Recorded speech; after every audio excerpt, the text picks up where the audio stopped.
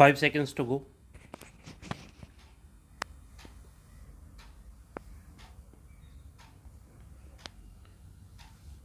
Start.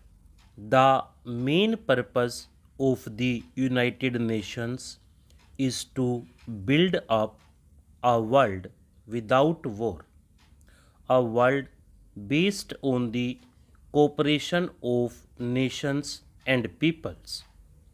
It is not merely a world where war is kept in check by a balancing of armed forces.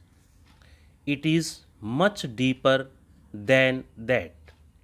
It is a world from which the major causes of war have been removed and social structures built up which further peaceful cooperation within a nation as well as between nations. In the preamble of the Constitution of the UNESCO, it is stated that war begins in the minds of men. That is essentially true, and ultimately, it is necessary to bring about the change in our minds and to remove fears and apprehensions, hatreds, and suspicions.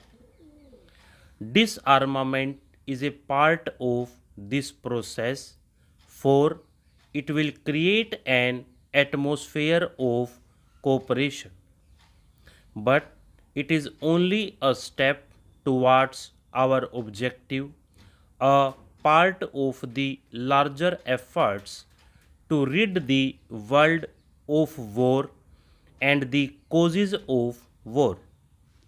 In the present context, however, disarmament assumes a very special importance for us, overriding all other issues. For many years past, there have been talks on disarmament, and some progress has undoubtedly been made insofar as the plans and proposals are concerned. Still, we find that the race of armaments continues, as also the efforts to invent even more powerful engines of destruction. If even a small part of these efforts was directed to the search for peace, probably the problem of disarmament would have been solved by this time. Apart from the moral imperative of peace, every practical consideration leads us to that conclusion.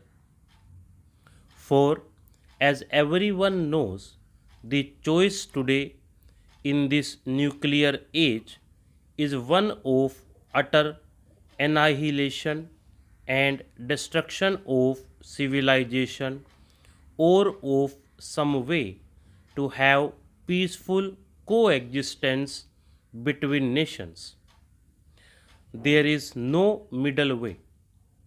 If war is an abomination and an ultimate crime which has to be avoided, we must fashion our minds and policies accordingly. There may be risks, but the greatest risk is to allow the present dangerous drift to continue.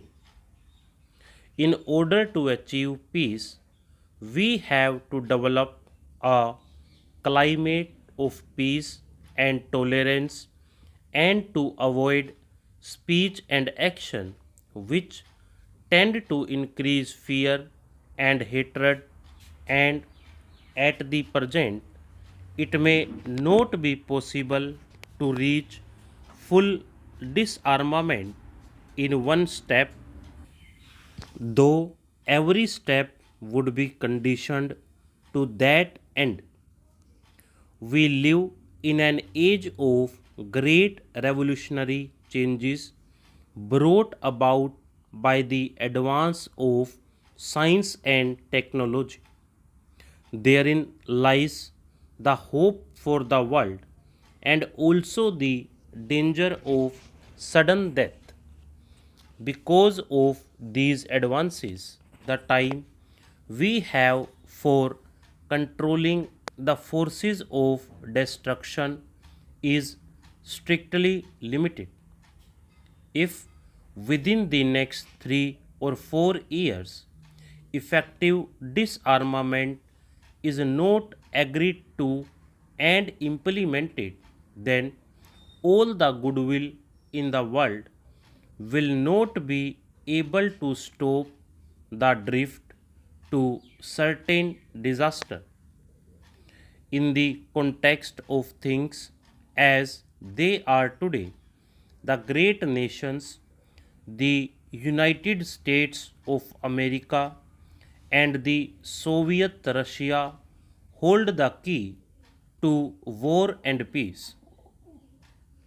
Theirs is a great responsibility, but every country, big or small, is concerned in this matter of peace and war, and therefore every country must shoulder its responsibility and work to this end. In order to deal with these big issues effectively, we have to take big and impersonal views. It is only the United Nations as a whole that can ultimately solve these problems. Therefore, while all efforts towards disarmament must be welcomed, the United Nations should be closely associated with such efforts. The question of disarmament has been considered at various levels. There is the question of general disarmament and of the ending of test explosions of nuclear and thermonuclear weapons. So far as the test explosions are concerned, considerable progress has been made in the discussions of the committee which has been meeting in Geneva. Indeed, it would appear that an agreement has been reached on many basic issues and only a little more effort is needed to complete this agreement. I suggest that a final agreement on this subject should be reached as early as possible. This is not strictly speaking disarmament, but undoubtedly any such agreement will bring a large measure of relief to the world. Disarmament must include the prohibition of the manufacture, storage, and use of weapon of mass destruction as well as the progressive limitation of conventional weapons.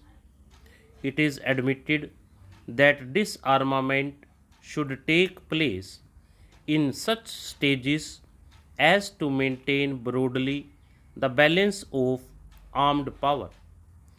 It is only on this basis that success can be achieved and this pervading sense of fear countered. It must also be clearly understood that disarmament and a machinery for control must go together, and neither of these can be taken up singly. And now a proposal has been made that the question of disarmament should be referred to a committee of experts.